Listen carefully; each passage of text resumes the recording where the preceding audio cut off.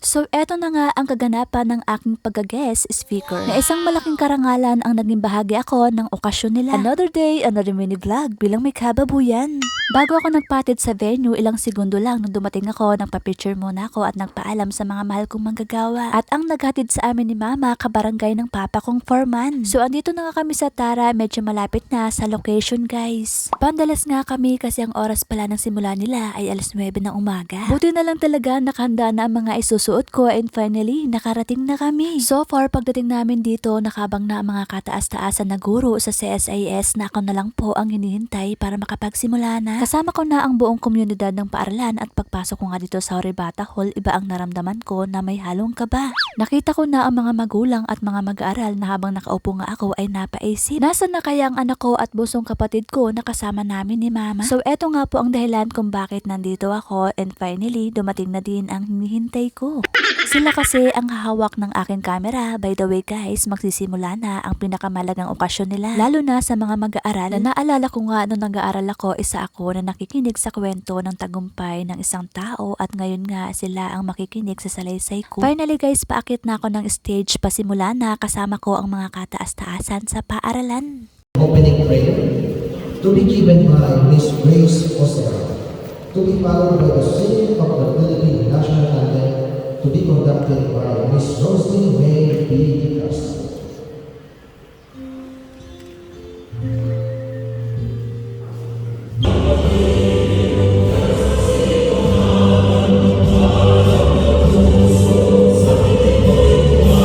Pagkatapos ng una at pangalawang kabanata, nagsalita na ang pinakamamahal nilang presidente ng paaralan.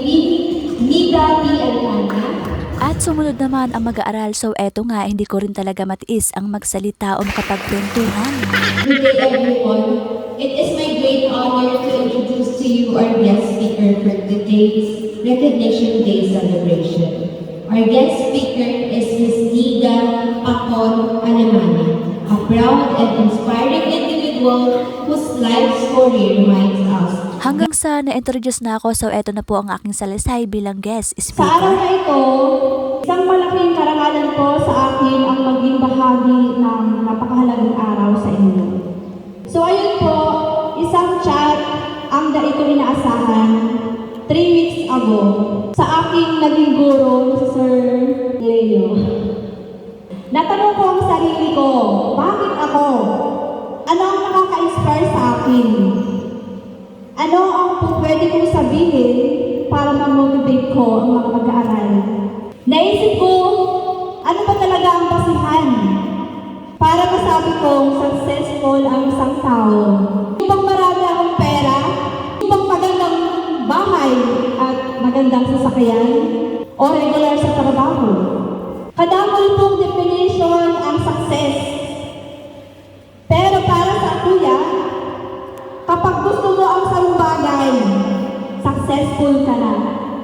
Hindi po nangangahulugan na dali ka nagsikap. Magpatuloy ka lang at huwag kang titigil mangarap. Dahil pong madali ang inagihan ko kay kong nag-eskwela. Minsan nalawag ako, mayo akong balon. Sabi po sa kuya kay ko, nagkaklase ako, tano daan na nagkaklase pa ako. Tano daan na nagalawag pa ako ng CSIS, na ibig mag-trabaho na lang ako. Pero sa ulang naisip ko kayo ito, madagos lang sa pangarap. Ito nawawala sa isip ko na nasabihan ako, paano ka nagkaklase ka pa? Na ibig, itrabaho mo na lang para makakwarta ka, naglalawag pa ako sa eskwela. So ayun po, hanggang sa nagtirang taon ako naman na regular, pinadala ko sa ibang bansa, sa dream country ko po, ang Japan. Ito po ang CSIS na masasabi kong sobrang swerte ko talaga sa CSIS. Dahil sa CSIS po, nang-abot ako sa ibang bansa.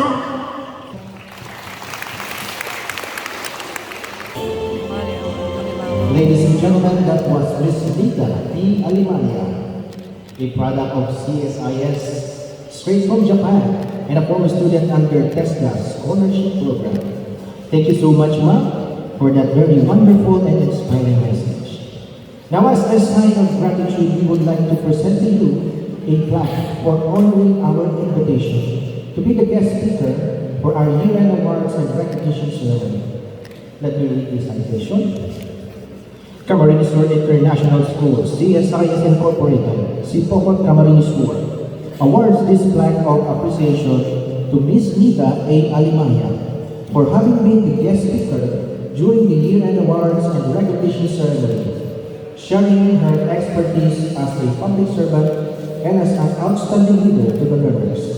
Given this 28th day of March 2026 at Horibata Hall, Sitio Casabot, Barangay South Central, Sipokot, Camarines Sur, Philippines. Signed by Dr. Zinaida B. Yurin, School President. Thank you once again, ma'am, for being our guest speaker, Ms. Nita A. Alimanya. So eto na nga po, oras na para magbigay ng medal at certificate para sa mga mag-aaral. By the way, maraming salamat po sa paaralan na naging tulay sa aking magandang journey. Walang iba ang CSIS na pinagmamalaki ko, guys. Masasabi ko lang po bilang guest speaker sa mga mag-aaral o makakapanood nito na nag-aaral pa. So hindi lang sa taas ng grado nakikita ang magaling na mag-aaral dahil nasa pagiging tao din yon na marunong rumespeto sa kapwa. Para sa akin po bilang guest speaker, daig ng taong may respeto ang taong edukado na mayaman ka man o mahirap, deserve mong erespeto. Patuloy pa rin ang aming pagbibigay ng medal at certificate sa mga batang mag-aaral na masaya ako sa natatanggap nila. So far guys, paano naman kaya ang mga magulang nito kung ako proud, mas proud ang kanilang mga mahal sa buhay? Kasama ko pa rin ang pamilya ko, so eto na nga po, patapos ang awarding maya-maya ay uuwi na kami. So eto nga po ang pinaka-the best ever kong experience bukod sa nakarating ng Japan at ilang taon sa Ichinomiya na company, guys. After ko sa CSIS, nagtrabaho na sa electronics na first job ko pa ang Ichinomiya. Yes po, so eto pa ang kaganapan.